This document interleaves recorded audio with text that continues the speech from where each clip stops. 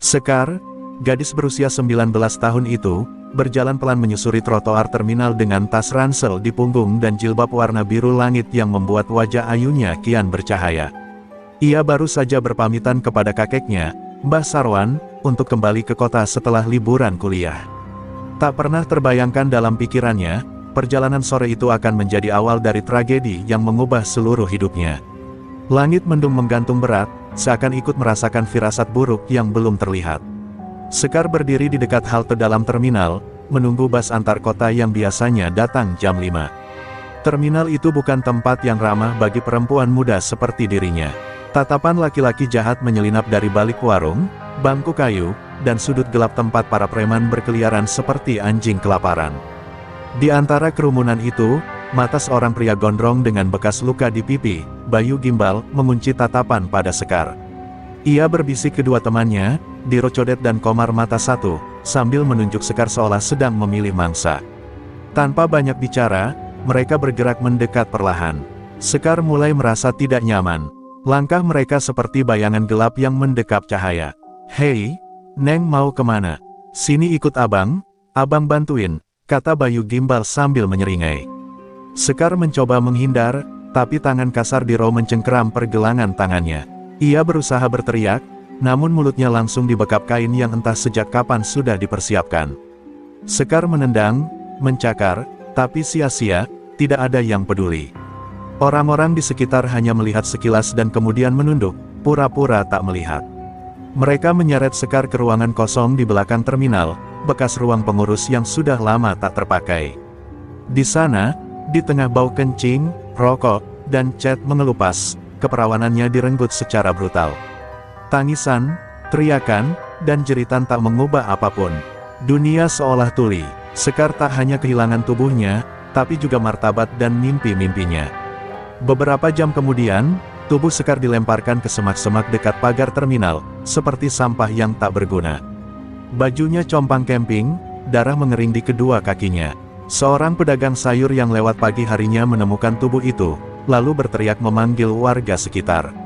Segera ambulans datang dan membawa Sekar ke rumah sakit, namun jiwanya sudah retak, tatapannya kosong seperti lautan tanpa dasar. Mbah Sarwan, yang saat itu sedang membaca wirid di serambi rumah, tiba-tiba merasa jantungnya berdebar keras. Ia tahu sesuatu telah terjadi. Beberapa jam kemudian, seorang tetangga datang tergesa-gesa membawa kabar, Sekar ditemukan di terminal, dalam keadaan mengenaskan. Mbah Sarwan tak mengeluarkan sepatah kata pun. Matanya berkaca-kaca, tangannya gemetar. Sejak istrinya wafat, hanya Sekar yang ia punya. Dan ketika ia berdiri di sisi ranjang rumah sakit, melihat cucu perempuannya terbaring dengan selang infus dan tatapan yang hampa, Mbah Sarwan tak menangis. Ia hanya memejamkan mata dalam-dalam, lalu menggenggam tasbih di tangannya erat-erat. Dalam hati, ia tahu, ini bukan saatnya bersedih. Ini saatnya Rawa Rontek kembali bangkit dari kubur.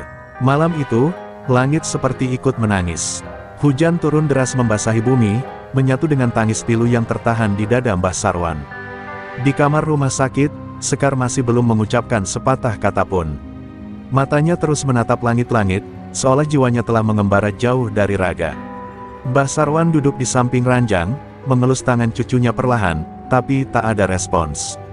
Ia tahu luka fisik Sekar bisa sembuh, namun luka di jiwanya itu jauh lebih dalam. Di balik tubuh tuanya, mengalir darah pendekar. Puluhan tahun lalu, ia adalah sosok disegani di dunia persilatan Jawa Timur. Pemilik ajian Rawa Rontek, ajian langka yang membuat pemiliknya tak bisa mati selama dendam belum tuntas. Tapi sejak anak dan menantunya meninggal dalam kecelakaan, ia bersumpah untuk mengubur semua itu, hidup sebagai kakek biasa, menjaga cucu yang dititipkan Tuhan. Ia tak pernah menyangka, dunia kembali memaksanya menyalakan api yang telah lama padam. Setelah memastikan Sekar dijaga suster, Mbah Sarwan pulang dalam diam. Di rumahnya yang sederhana, ia berjalan perlahan menuju gudang tua di belakang rumah. Gudang itu penuh debu dan sarang laba-laba. Ia menarik lemari reyot ke samping, memperlihatkan lantai tanah yang retak. Dengan tangan gemetar, ia mencangkul tanah itu, seperti menggali kuburan, tapi justru untuk membangkitkan sesuatu yang telah lama dikubur. 15 menit menggali, ia menemukan kotak besi berkarat yang dibungkus kain kafan kuning kusam. Tangan tuannya bergetar saat membuka kain itu, memperlihatkan sebuah keris kecil berwarna hitam legam dan segulung kain bertuliskan Raja Kuno. Bau kemenyan dan darah masa lalu menyeruak ke udara. Mbah Sarwan menunduk, air mata menetes di pipi keriputnya. Aku mohon maaf, Guru. Aku ingkar janji. Tapi kehormatan keluarga telah diinjak-injak, bisiknya dengan lirih. Malam itu, Mbah Sarwan berwudu, lalu mengenakan pakaian hitam peninggalan masa mudanya. Ia duduk bersila di ruang tengah, menyalakan dupa, dan membaca mantra rawa rontek dengan suara lirih namun penuh dendam. Angin tiba-tiba berhembus kencang di dalam rumah. Api lilin bergoyang liar, suara lolongan anjing terdengar dari kejauhan, dan langit tampak mengguncang. Rawa rontek telah bangkit kembali. Di tengah ritual itu, tubuh Mbah Sarwan tiba-tiba terguncang hebat. Darah segar keluar dari hidung dan telinganya. Tapi ia tak menghentikan mantra. Ia tahu risikonya, ajian ini menguras jiwa dan menuntut darah. Darah dibalas darah, tangis dibalas jerit. Rasa sakit cucuku harus dibayar dengan nyawa kalian, ucapnya dalam suara yang bukan lagi suara manusia biasa. Seolah arwah para leluhur ikut merasuk ke tubuhnya. Selesai ritual, Mbah Sarwan berdiri. Langkahnya ringan, tubuhnya seperti kembali muda. Di dalam dirinya, kekuatan masa lalu telah hidup kembali. Ia bukan lagi kakek renta yang menangisi cucunya, tapi penjaga kehormatan, pendekar terakhir rawa rontek. Di matanya hanya ada satu tujuan, mencari dan membantai semua preman biadab yang telah menyentuh cucunya.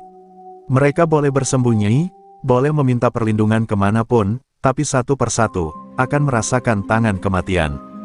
Dan malam itu, kota pun tak lagi damai. Di terminal, di warung remang-remang, dan di sudut-sudut gelap tempat para preman biasa tertawa, udara mulai berubah.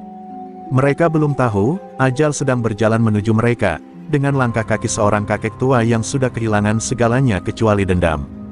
Bayu Gimbal duduk santai di warung remang-remang dekat terminal, ditemani segelas arak oplosan dan asap rokok murahan yang mengepul di sekelilingnya.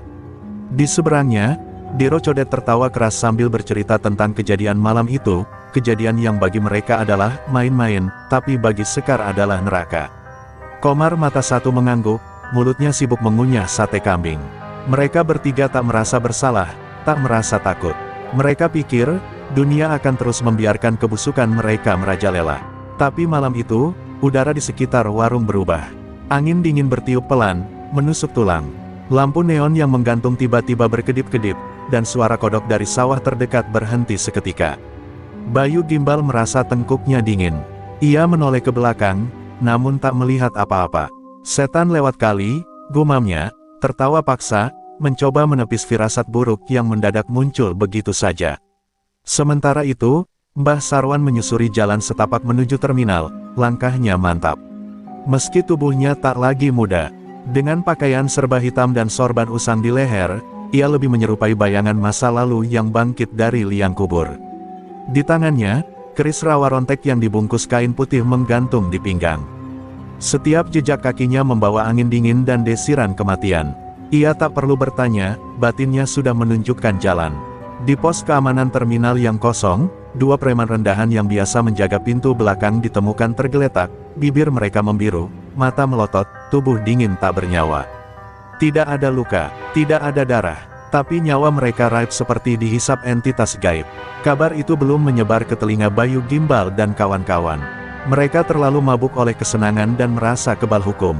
Jam menunjukkan pukul 1.15 dini hari. Langkah Mbah Sarwan berhenti di depan warung remang-remang. Ia menatap tiga lelaki yang duduk tertawa di dalam. Nafasnya naik turun, menahan gejolak emosi. Tapi wajahnya tetap dingin, matanya kosong. Ia masuk tanpa suara, dan ketika pintu warung terbuka perlahan, suara gesekan kayu dengan lantai mengagetkan mereka semua. Bayu Gimbal refleks berdiri, "Siapa lo, kek?" Tidak ada jawaban. Mbah Sarwan hanya menatap mereka satu persatu, seperti hakim yang sedang membaca vonis kematian. Diro Codet tertawa mengejek. "Preman mana nih, nyasar ke tempat orang benar." Tapi sebelum tawa itu selesai, tubuh Diro terhempas ke dinding seolah ditabrak kereta. Tubuhnya bergetar seperti kesetrum, dan darah mengalir dari mulutnya. Bayu dan Komar langsung panik, tapi kaki mereka terasa berat. Warung itu sudah menjadi ruang penghakiman. "Sekar, cucuku, kalian rampas hidupnya." Suara Mbah Sarwan akhirnya terdengar, serak, berat, tapi menyayat seperti sembilu. Bayu mencoba mengambil pisau dari pinggangnya, tapi tiba-tiba tubuhnya terkunci. Komar ingin lari, namun pintu warung menutup sendiri dengan suara dentuman. Jeritan mulai terdengar dari dalam warung. Jeritan bukan manusia, jeritan dari mulut para binatang yang akhirnya merasakan rasa sakit yang seharusnya mereka tanggung sejak awal. Dan di luar warung, angin berhenti berembus. Warung itu tetap berdiri, namun tak ada yang keluar. Hanya suara samar dari dalam, tangis, jerit, dan tawa kakek tua yang telah menyerahkan jiwanya pada dendam. Terminal malam itu kembali sepi. Tapi semua yang tinggal di situ tahu, ini baru permulaan. Pagi menjelang dengan dingin yang tidak biasa. Terminal yang biasanya gaduh dengan teriakan calo dan deruk knalpot, mendadak sepi seperti kuburan. Di depan warung remang-remang itu, warga mulai berkumpul, menatap ngeri pada pintu kayu yang separuh hancur. Tak ada yang berani mendekat.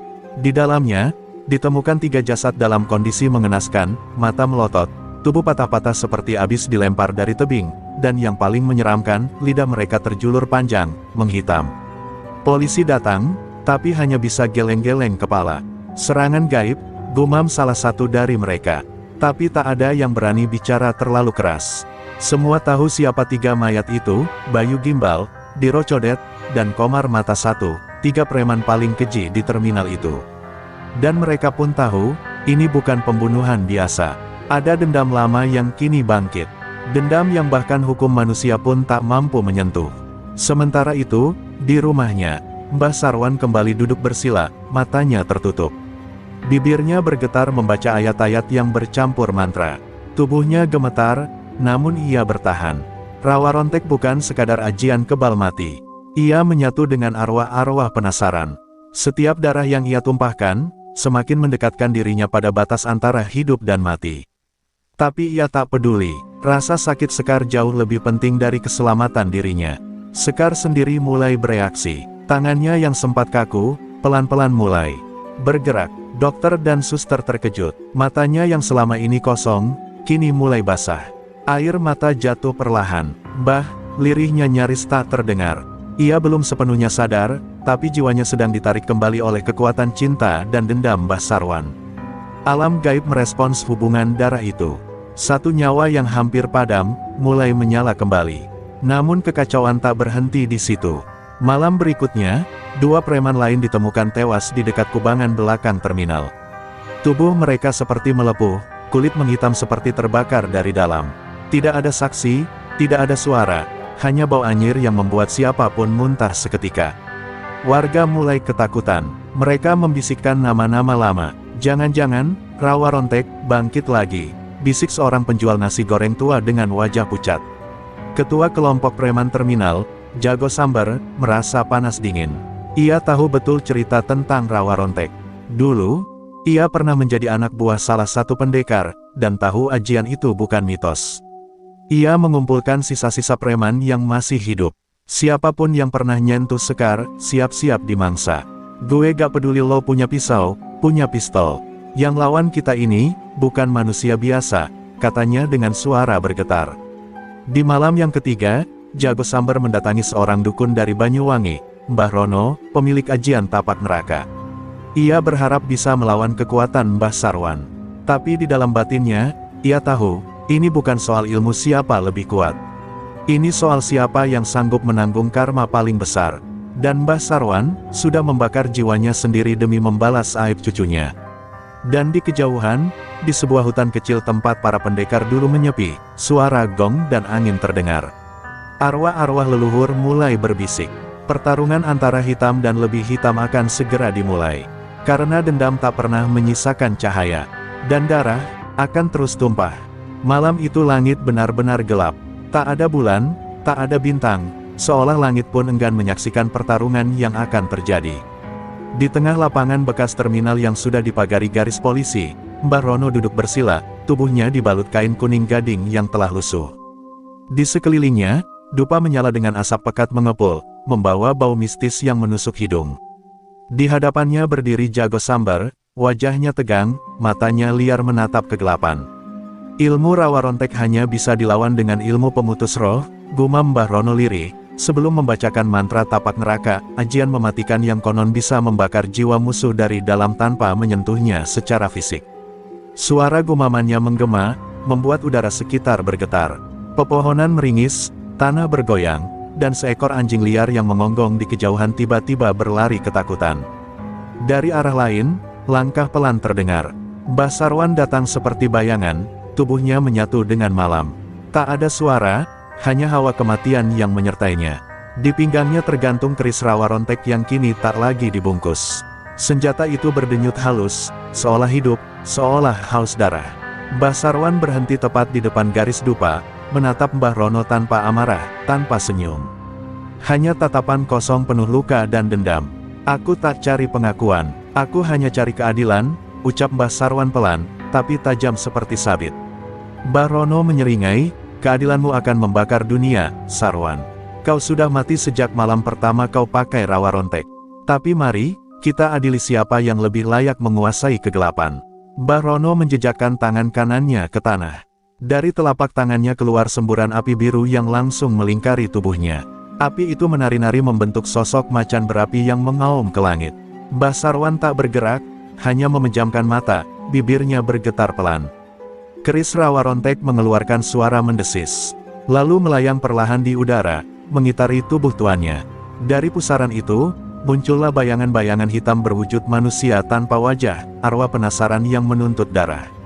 Pertarungan pun meletus. Tapak neraka menyapu tanah, membakar rerumputan dan membelah udara. Tapi rawa rontek bukan lawan biasa. Setiap serangan Mbah Rono disambut oleh puluhan arwah yang menerkam, memecah api, menelan kemarahan. Tubuh Mbah Sarwan sempat terhuyung, tapi tak jatuh. Jiwanya telah menyatu dengan kematian. Ia tak lagi takut mati, karena sejatinya, ia sudah mati sejak cucunya direnggut kehormatannya. Jago Samber yang menyaksikan itu dari kejauhan hanya bisa gemetar. Ia sadar, ia tak sedang menyewa dukun, ia sedang membangkitkan perang antara dua kekuatan kematian. Ketika arwah rawa rontek berhasil menembus perisai tapak neraka dan mencabik dada Mbah Rono, jeritan yang keluar bukan suara manusia. Mbah Rono roboh, tubuhnya menghitam, dan dari mulutnya keluar asap tipis berbau belerang. Ilmu tapak neraka runtuh, dikalahkan oleh dendam seorang kakek yang tak rela cucunya diinjak binatang. Dan di ujung malam itu, Mbah Sarwan berdiri sendiri di lapangan yang kini hangus. Tubuhnya goyah, darah menetes dari matanya, tapi ia belum selesai. Masih ada Jago Samber, masih ada yang belum dihukum. Karena dendam belum lunas, sebelum seluruh pelaku merasakan neraka yang sama. Subuh menjelang dengan aroma mayat terbakar yang masih membekas di udara. Langit mulai memerah, bukan karena mentari, melainkan karena hawa darah yang belum reda. Di atas tanah bekas pertempuran, Mbah Sarwan terduduk lemas. Napasnya berat, kulitnya mulai pucat, namun tatapannya masih menyala. Ia memeluk keris rawa rontek, senjata yang kini terasa seperti bagian dari tubuhnya. Ia tahu, waktu untuknya tinggal sedikit. Namun dendam belum selesai. Belum. Di kejauhan, Jago Samber dan anak buahnya menghilang dalam bayang-bayang malam. Ia ketakutan, namun juga marah. Semua rencananya hancur. Mbah Rono, satu-satunya harapan melawan kekuatan rawa rontek, telah hancur menjadi arang. Kita harus pergi jauh, atau cari bantuan lain. Kalau perlu, dari dunia yang lebih gelap, katanya dengan suara serak. Tapi dalam hatinya, ia tahu, pelarian hanya menunda ajal. Sementara itu, di rumah sakit, Sekar kembali membuka matanya perlahan. Tubuhnya masih lemah, namun jiwanya mulai pulih. Ia menggenggam tangan seorang suster yang menjaganya. "Mbahku di mana?" tanyanya pelan. Tak ada yang menjawab. Namun di luar jendela, angin berhembus lembut, membawa suara samar, "Cucuku, kau jangan takut. Mbah masih di sini." Sekar meneteskan air mata. Jiwanya terhubung dengan kekuatan leluhur. Ia tahu, Mbah Sarwan sedang bertarung untuknya. Malam harinya, Mbah Sarwan kembali ke rumah tuanya yang sepi. Di altar kecil di pojok ruangan, ia nyalakan dupa dan menaburkan bunga 7 rupa. Ia memanggil satu arwah terakhir, arwah istrinya, Nyai Surati, wanita yang dulu menjadi penyeimbang hidupnya. "Surati, bantu aku akan habiskan mereka. Tapi setelah itu, jemput aku." Air matanya jatuh. Tak ada lagi yang ia simpan. Hidupnya tinggal dendam dan janji. Di luar, Warga mulai gelisah. Mereka tahu, preman-preman terminal mulai menghilang satu persatu. Beberapa mencoba kabur keluar kota, namun selalu ditemukan tewas di jalan tol, di stasiun, bahkan di kamar hotel, selalu dengan wajah ketakutan dan tubuh membiru. Polisi hanya bisa mencatat, namun tak mampu menangkap apa yang sebenarnya terjadi. Dunia gaib telah mengambil alih hukum. Jago Samber akhirnya menyewa seorang paranormal dari luar pulau, seorang wanita misterius bernama Bukalung, yang konon punya kekuatan memutus jalur ilmu hitam dan membalikkan ajian pamungkas. Ia didatangkan diam-diam ke sebuah villa di puncak, tempat Jago bersembunyi. Tapi saat Bukalung mulai membuka mata batinnya, ia terkejut. Yang kau lawan, bukan sekadar orang sakti. Dia sudah jadi bagian dari dunia arwah. Dan dia tidak akan berhenti sampai semua karma terbayar, katanya serius. Jago mulai panik. Ia ingat sesuatu, video lama yang mereka rekam saat memperkosa Sekar. Video itu masih disimpan di ponsel salah satu anak buahnya. Ia buru-buru menyuruh semua jejak digital dihapus, tapi semuanya sudah terlambat. Video itu bocor, viral, dan masyarakat mulai membuka mata. Nama-nama mereka disebut satu persatu di media sosial. Dosa yang coba disembunyikan kini terbuka seperti luka yang disayat garam. Dan di sebuah bukit, di bawah pohon beringin tua, Mbah Sarwan duduk diam. Tubuhnya penuh luka, tapi ia tak merasakan sakit. Tinggal kau, Jago Samber, ucapnya lirih. Keris rawa rontek perlahan menyala merah darah. Malam ini, akan jadi malam terakhir. Bukan untuk dirinya, tapi untuk musuh terakhir yang telah merenggut segalanya. Hujan turun deras malam itu, seperti langit turut menangisi luka yang tak kunjung kering. Mbah Sarwan melangkah pelan menuruni bukit, tubuh renta itu tampak rapuh, tapi setiap jejak kakinya meninggalkan hawa dingin yang menusuk tulang. Di tangannya, keris rawa rontek berdenyut pelan seperti jantung kedua yang dipenuhi dendam. Wajahnya tak lagi menyiratkan amarah, melainkan kepastian. Malam ini, darah akan dibayar dengan darah. Di tempat persembunyiannya di Villa Puncak, Jago Samber berjalan mondar-mandir tak tenang. Anak buahnya mulai kabur satu persatu, entah karena ketakutan atau karena melihat apa yang menanti mereka. Video keji itu kini menjadi aib nasional. Wajah mereka terpampang di media sosial, dipenuhi sumpah serapah dari netizen yang geram. Ia seperti binatang yang terpojok di ujung kandang, dan rasa takutnya berubah menjadi kegilaan. Bukalung bersila di ruang tengah villa, memejamkan mata dengan keris pusaka di pangkuannya. Keringat dingin mengucur deras dari dahinya. Energinya makin dekat, dia membawa arwah-arwah perempuan yang pernah diperkosa kalian, mereka ingin menuntut darah kalian sendiri. Suaranya bergetar, kau sudah tak bisa lari, Jago. Yang bisa kau lakukan sekarang hanya bertobat, atau mati dalam sekarat. Tiba-tiba lampu villa mati. Angin menggila masuk menerobos dari semua sisi, membawa aroma bunga Kamboja dan tanah kuburan basah. Tembok seakan mengelupas, suhu turun drastis. Dari balik jendela, sosok berjubah putih dengan wajah penuh darah berdiri diam. Itu bukan Mbah Sarwan, itu arwah salah satu korban. Ia menatap langsung ke arah Jago Samber, yang langsung jatuh terduduk, tubuhnya menggigil hebat. Pintu depan terbuka sendiri, dan di ambang pintu berdirilah Mbah Sarwan, basah kuyup, tapi wajahnya tidak menunjukkan kelelahan. Rawa rontek ini menciptakan aura merah gelap di sekelilingnya. Bukalung mencoba mengangkat kerisnya, namun tangannya kaku. Ia melihat Mbah Sarwan tak berjalan di tanah, tapi mengambang beberapa sentimeter dari permukaan. Bukan manusia lagi, bisiknya. Dia sudah jadi perantara dendam dunia arwah. Jago Samber berlari ke belakang, mencoba menyalakan mobil. Tapi mobil itu tak menyala. Seisi villa kini dikepung roh-roh wanita yang menangis, merintih, dan menjerit. Mereka merobek kenyataan, menembus batas antara hidup dan mati. Saat Jago berusaha memecahkan jendela dan kabur, satu tangan arwah meraih kakinya dan menyeretnya kembali ke dalam, wajahnya membentur lantai hingga darah mengucur deras. Mbah Sarwan mendekat, menatap tubuh lemah Jago. Kau pikir kau bisa menginjak harga diri keluargaku lalu hidup tenang? Kau pikir dunia tak akan membalas? Suaranya rendah, namun menusuk hingga ke tulang. Ia menusukkan rawa rontek perlahan ke dada Jago Samber. Bukan sekadar menusuk, tapi mengunci arwahnya agar tak bisa lepas. Jago menjerit panjang, tapi jeritannya seperti ditelan oleh malam. Dan ketika segalanya sunyi, ketika jeritan berubah menjadi bisikan dan villa itu gelap total, Mbah Sarwan menunduk. Tubuhnya mulai goyah. Rawa Rontek telah menelan banyak jiwa. Kini, ia juga harus membayar. "Cucuku, Mbah sudah lunasi semuanya," bisiknya sebelum tubuhnya ambruk, dan hujan deras membasuh luka dan dendam yang akhirnya tuntas. Pagi menjelang dengan suasana mencekam. Villa yang semalam jadi ladang pembantaian kini dikelilingi garis polisi. Namun para aparat hanya berdiri terpaku, tak berani masuk terlalu dalam. Mayat Jago Samber ditemukan dalam kondisi mengenaskan, matanya terbuka lebar seakan melihat sesuatu yang tak bisa dicerna manusia biasa. Di dadanya, tertancap keris tua dengan ukiran rawa rontek, berlumur darah yang masih hangat meski malam telah berlalu. Di tengah ruangan, tubuh Mbah Sarwan terbaring tenang, seperti orang tidur. Wajahnya damai, tak ada sedikit pun kesan bahwa ia telah membantai manusia dengan kekuatan yang melampaui batas.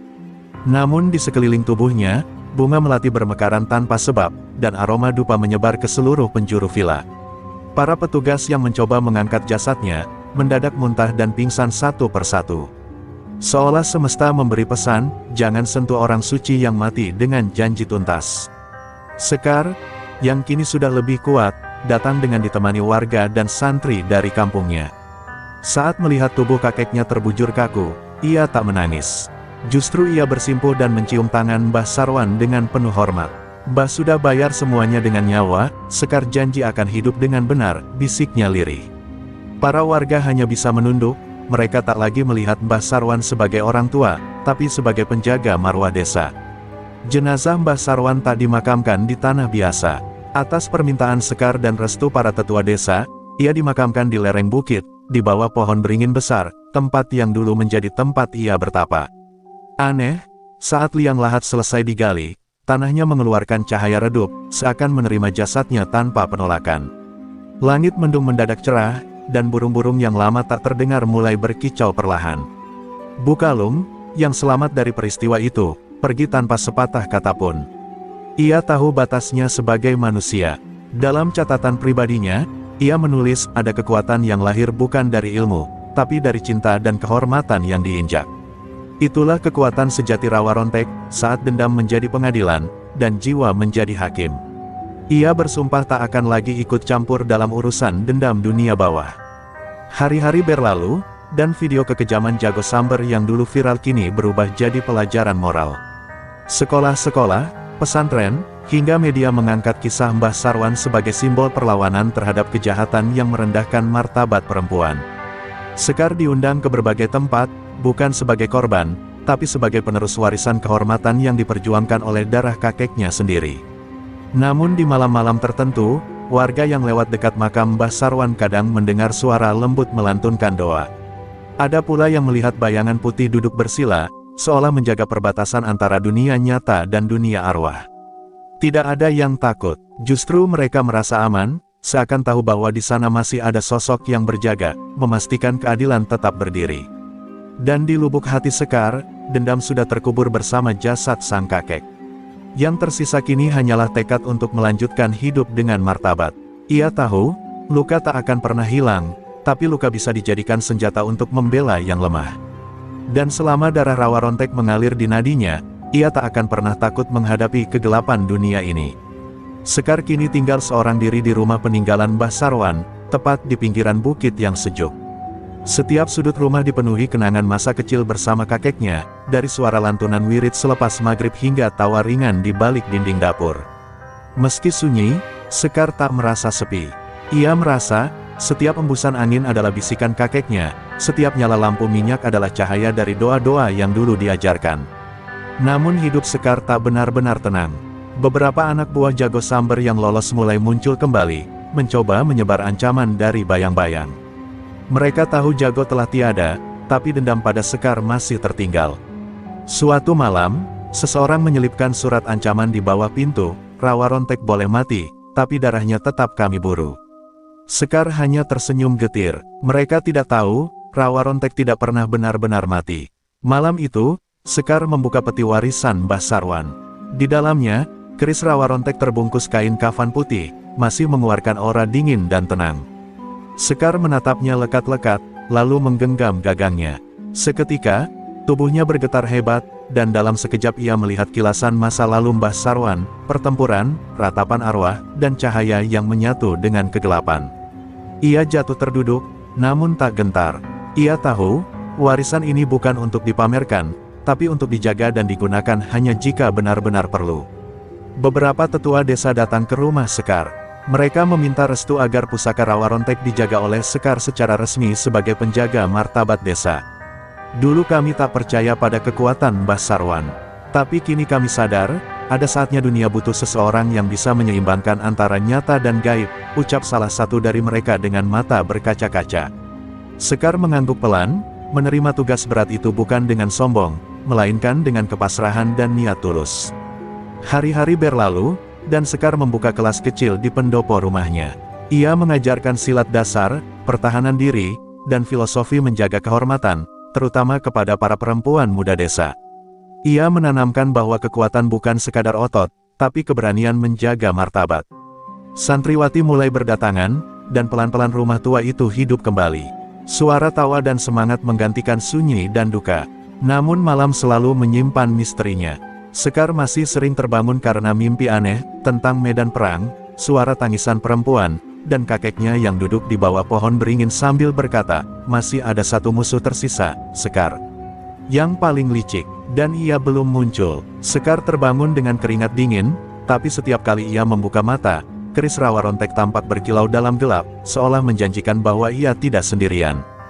Di tengah semua itu, sebuah nama mulai terdengar kembali di dunia gelap terminal dan pelabuhan, Bandot Api, mantan sekutu jago samber yang disebut-sebut lebih kejam dan lebih berilmu hitam. Ia tengah membangun kembali jaringan kejahatan dan menargetkan Sekar sebagai musuh utama. Bisik-bisik mulai menyebar, dan desa Sekar kini kembali menjadi medan waktu, tempat ujian baru akan dimulai. Dan Sekar tahu, perjalanan ini belum selesai. Ia bukan hanya pewaris Rawa Rontek. Ia adalah pelindung terakhir dari kehormatan yang pernah diinjak, dan penerus dari dendam yang kini telah berubah menjadi kekuatan untuk menegakkan keadilan. Gelap malam menyelimuti desa kecil itu saat Sekar berdiri di halaman rumah peninggalan Mbah Sarwan. Angin berhembus kencang, seolah membawa bisikan-bisikan dari masa lalu. Bayangan Bandot Api sudah semakin nyata. Ia adalah musuh yang lebih licik, lebih kejam, dan lebih haus darah dibandingkan jago samber. Suara bisikannya menghantui setiap sudut pasar dan terminal, mengintimidasi siapa saja yang berani melawan kekuasaannya. Sekar tahu, ini bukan hanya pertempuran fisik, tapi juga peperangan jiwa dan ilmu. Ia merasakan getaran keris Rawa Rontek di tangannya, menyala seperti bara api yang siap membakar kegelapan. Dengan bekal ilmu dan keberanian yang diwariskan Mbah Sarwan, Sekar mengumpulkan para santri dan warga desa untuk bersiap menghadapi badai yang akan datang. Mereka bukan hanya bertarung untuk diri mereka sendiri, tapi untuk kehormatan yang pernah diinjak dan masa depan yang harus dijaga. Malam itu, Bandot Api datang bersama pasukannya yang haus darah. Mereka menyerbu desa dengan api dan kekejaman, merobek ketenangan yang baru terbentuk. Sekar dan para santri berdiri kokoh di depan, menghalau setiap serangan dengan ilmu dan keberanian. Pertarungan berlangsung brutal, api menyala tinggi, dan darah tumpah di tanah yang dulu dipenuhi doa dan harapan. Namun Sekar tak gentar, ia mengeluarkan seluruh kekuatan Rawa Rontek yang diwariskan oleh kakeknya. Dalam pusaran energi yang menyala di sekelilingnya, ia berubah menjadi sosok yang tak bisa dikalahkan. Setiap gerakannya seperti badai, menghantam lawan-lawannya dengan kekuatan yang seolah berasal dari alam lain. Bandot Api pun terkejut melihat perubahan Sekar, bukan lagi gadis biasa, tapi penjaga warisan dan pembalas dendam. Dalam duel puncak yang menegangkan, Sekar dan Bandot Api saling berhadapan di bawah sinar bulan purnama. Kedua sosok itu saling mengerahkan kemampuan, dan tanah sekitarnya bergetar oleh ledakan energi yang tak terlihat oleh mata biasa. Bandot Api mengerahkan ilmu hitamnya yang paling gelap, tapi Sekar menangkis dengan kekuatan hati dan ilmu Rawa Rontek yang suci. Pada akhirnya, dengan sebuah serangan pamungkas, Sekar mematahkan pertahanan Bandot Api, menundukkannya untuk selamanya. Setelah pertarungan usai, desa kembali tenang. Api kemarahan dan dendam mereda menjadi bara yang menghangatkan hati. Sekar berdiri di tengah reruntuhan, memandang langit yang mulai cerah. Ia tahu, perjalanan hidupnya belum selesai, tapi ia sudah membuktikan satu hal, kekuatan sejati lahir dari cinta, keberanian, dan kehormatan yang dijaga tanpa kompromi. Kisah Mbah Sarwan dan Sekar akan terus hidup dalam legenda desa itu, sebuah pengingat bahwa tak ada kejahatan yang abadi, dan bahwa di setiap generasi selalu ada penjaga yang siap bangkit dari abu untuk melindungi yang lemah dan menegakkan keadilan.